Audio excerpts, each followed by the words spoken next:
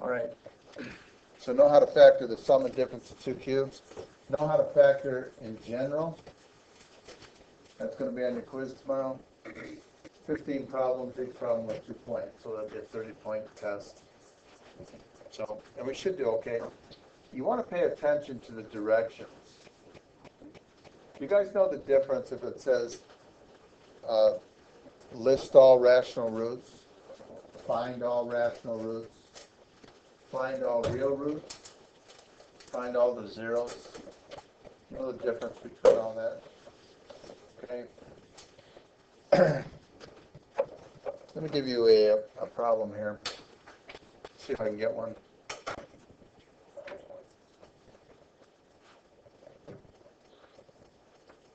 Oh, here's one.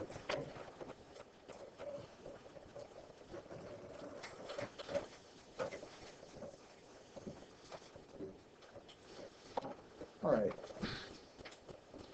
Given this polynomial, you have x equals 2x cubed minus 7x squared minus 3x plus 18. Right. Forget the equals 0 there for now. And what if I ask you to list all possible rational roots? It doesn't say find them. It just says list the possible ones. If we're going to have rational roots, what are they? List the possible rational roots. And I'd say it like that because every year it seems like people are not reading the directions and understand them. So if we just want to list the possible ones, it's all factors of 18 over 2. So let's list the ones that are possible. So I've listed all the factors of 18 and the factors of 2. So plus or minus 1 over 1, plus or minus 1 over 2, plus or minus 2 over 1, plus or minus 2 over 2, which is 1, which I already have, then plus or minus 3 over 1, plus or minus 3 over 2. And then I have plus or minus 6 over 1, plus or minus 6 over 2, which I already have up there, it's 3, plus or minus 9 over 1, plus or minus 9 over 2, plus or minus 18 over 1, and plus or minus 18 over 2, which is 9, and I already have that up there. List all possible rational roots. There they are. All right, well, let's take this polynomial now that I just gave you, and let's factor it. Okay, so what are some things we want to look for? 2x cubed minus 7x squared minus 3x plus 18. Talk to me. How would we factor it? Yeah, Michelle? Could I get a group it? Yes, you could look to factor by grouping because there's more than 3 terms. However, if you think ahead a little bit, I don't think it's going to factor that way. Because we could group 2x cubed minus 7x squared, and then minus, and we'd have 3x minus 18. Remember, you have to change that sign. I don't think I'm going to get the same factor inside that parenthesis, am I? So we cannot always factor by grouping, and this one doesn't factor. Now what do we do? I can't take out it. They don't all have anything in common. I can't take anything out. Yeah. Okay. What do you think? You guys are all smart. Tell me. Michelle? Could you what? How?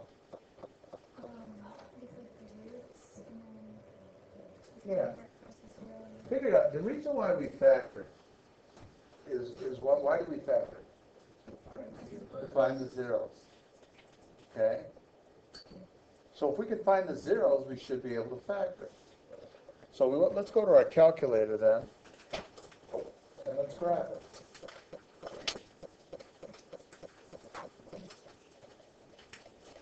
And it looks like on the graph that 2 is a 0. So let's use synthetic division now. I have 2, -7, -3, and 18.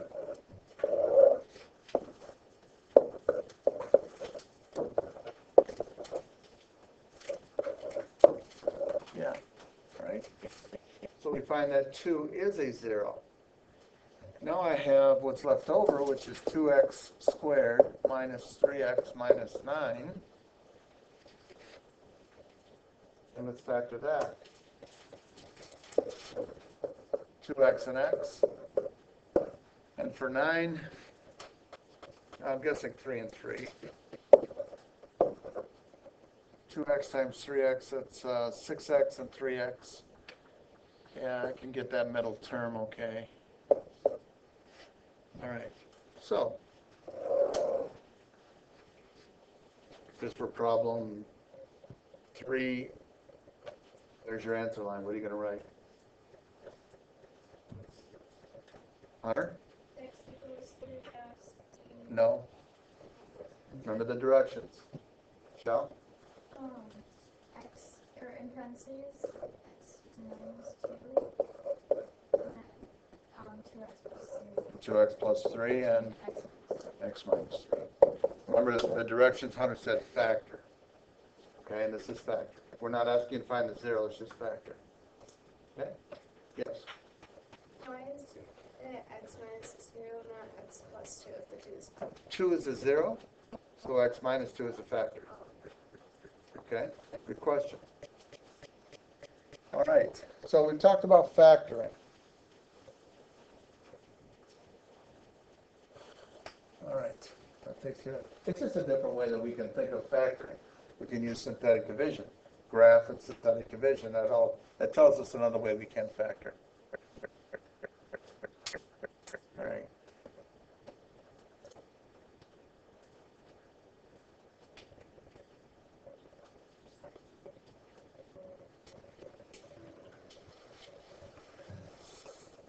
What does that mean? Find all real roots, find all rational roots. On your on the test, the homework you did yesterday, find all the real roots. 26. X to the 4th.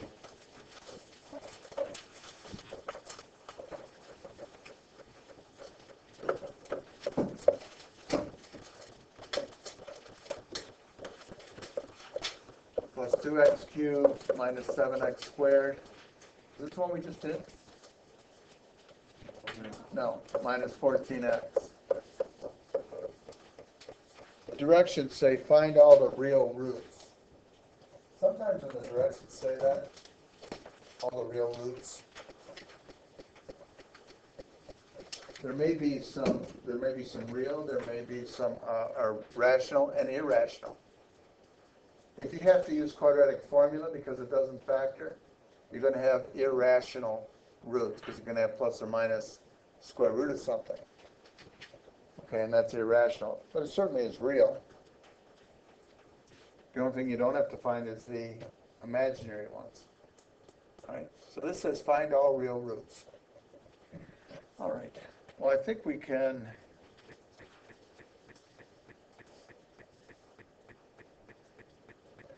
let's group this one. X to the 4th plus 2x cubed. I'm going to group that minus 7x squared plus 14x. Because it looks to me like we can factor this by grouping. In the first parentheses, I can factor out an x cubed. And then I can factor out a 7x.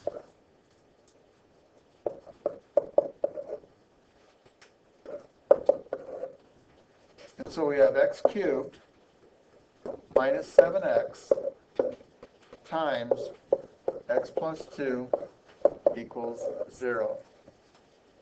How many zeros am I going to have? 4.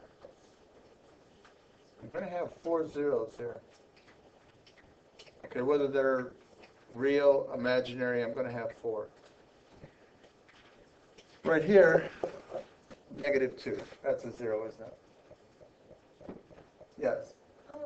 If you had imaginary zeros, what would it look like in zeros? I'll show you in just a second. In the first parenthesis, I could take out an x. So what makes x plus 2 equals 0 when x equals negative 2? And we have x times x squared minus 7.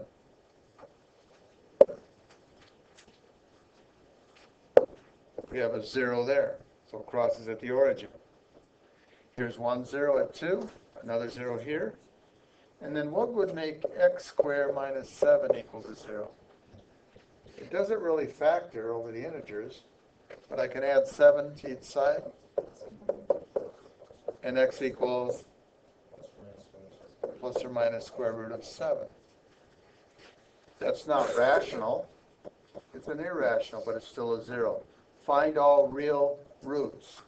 0, negative 2, plus or minus square root of 7. Okay? There was a problem that you had in your homework that looked like 8x cubed plus 1. Okay. The directions say find all. Well, I think it's in the same block of problems, isn't it? Does it say find all real roots? Okay. I'm looking at that, and it looks like that's the sum of two cubes. So let's factor that one. 2x plus 1 times 4x squared minus 2x plus 1. So either this equals 0, and what did I tell you about this second parenthesis? It does not factor. It doesn't factor. That doesn't mean that there's no roots. We do have 3 roots here. Let's figure out what it is. I have to use quadratic formula. Opposite of b plus or minus square root of b squared minus 4ac all over 2a.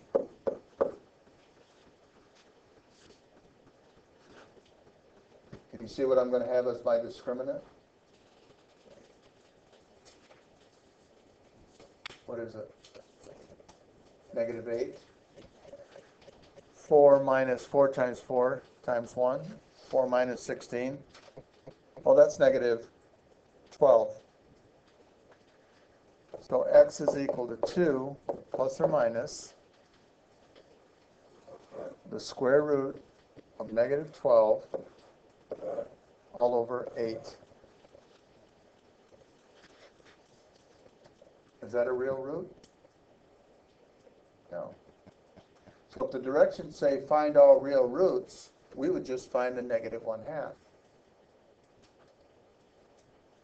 If the directions say find all zeros or find all the roots, then we'd have to do this. We want to simplify that a little bit. 12 is 4 times 3. 4 times 3, and the square root of 4 is 2. The square root of a negative is I. And we have a square root of 3 left over. It looks like all 3 terms are divisible by 2. So x is equal to 1 plus or minus I square root of 3 over 4. Find all real, or find all roots. Okay, it'd be negative 1/2. It would be 1 plus I square root of 3 over 4. And minus I square root of 3 over 4. And those are your 3 roots, all your zeros. Okay. If it just says find all the real ones, it's negative 1/2. Michelle asked, what do real zeros look like? If we graph it, I think it might show you, I'm not sure. 8x cubed plus 1.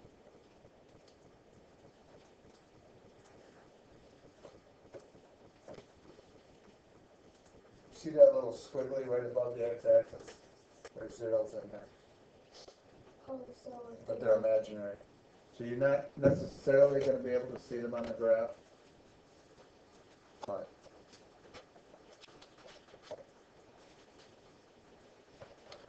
all right.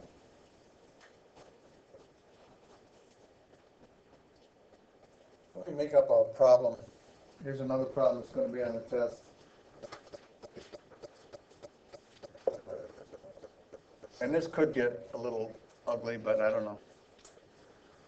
First of all, I'm going to tell you that P of 0 is equal to 15. And then I'm going to say we have a polynomial of degree 4. And we have zeros at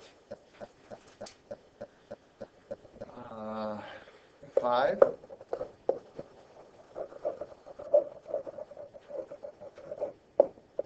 multiplicity of 2, and 6i. Right. The directions will say, give the equation in standard form. But I think I asked you guys, you could stop short of that. All right, well, here's going to be my polynomial. I'm going to have an a. Now what?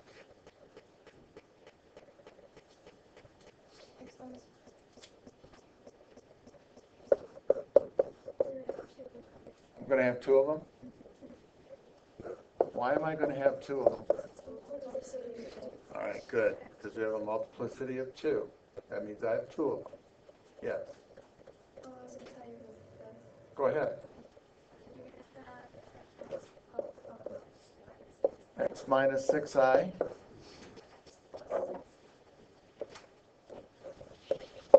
Remember, if 6i is a 0, then the conjugate, which is negative 6i, is also a root.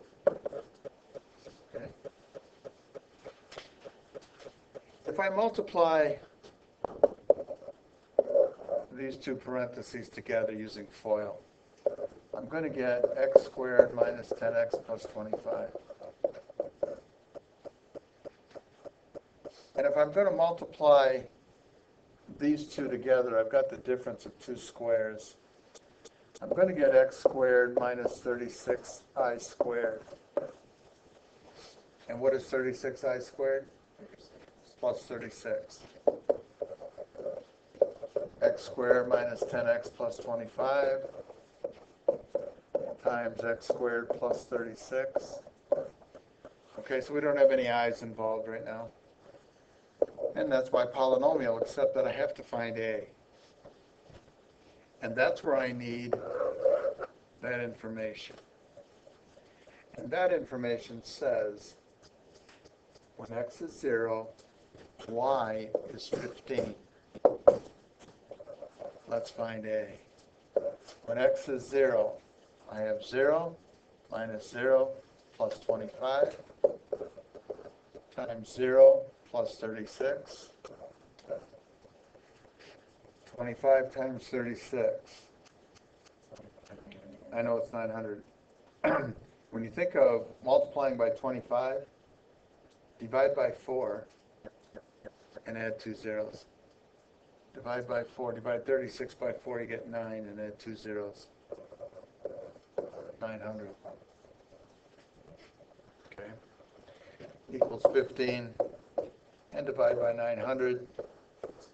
And I found that my a then is equal to 1 over 60. Reduce that if you can.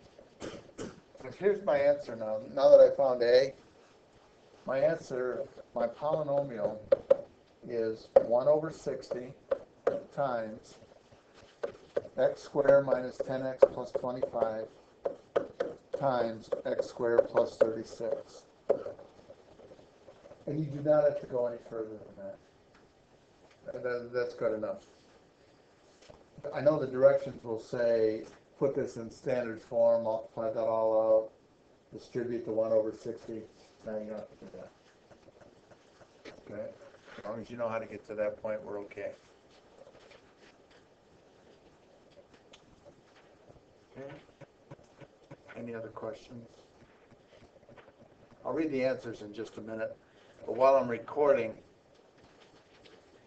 I want to tell you about our midterm exam. I've given this review every year that I've taught, and my students have told me that this is a pretty good review. Starting on page 942. It's the extra practice in the back of the book.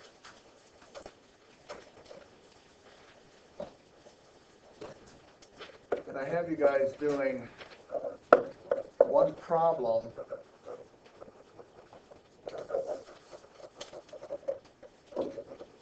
from each set of directions.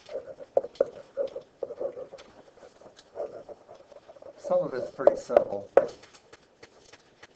Of course, in chapter 4, we only did sections 1 through 4. All right, we didn't do section 5. I think there was only 5 sections. Okay. And if you're looking at page 942, some of the answers are pretty simple. The first set of directions says, state whether each equation is linear. So you say either yes or no. Do you really have to do that one? I don't know. You make that choice. I'm not expecting you to do every problem. Okay? But I expect you to give me a good representation. They will collect that on exam day. What that does, though,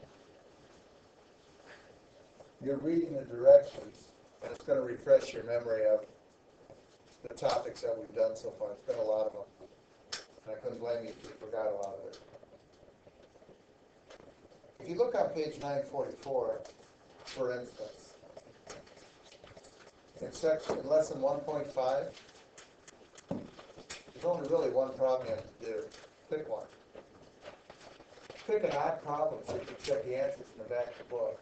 Okay? Find an equation on the least squares line. Remember what that means? Least squares line? You put that in your stat menu and find the equation of the line of best fit. We're doing a linear regression. All right? And then you're going to find the correlation. Okay? And so if you're reading every direction, doing one problem from each set of directions, hopefully you're looking back in the book to refresh your memory on how to do that stuff if you've forgotten. And that should give you a good review for the midterm exam. Okay.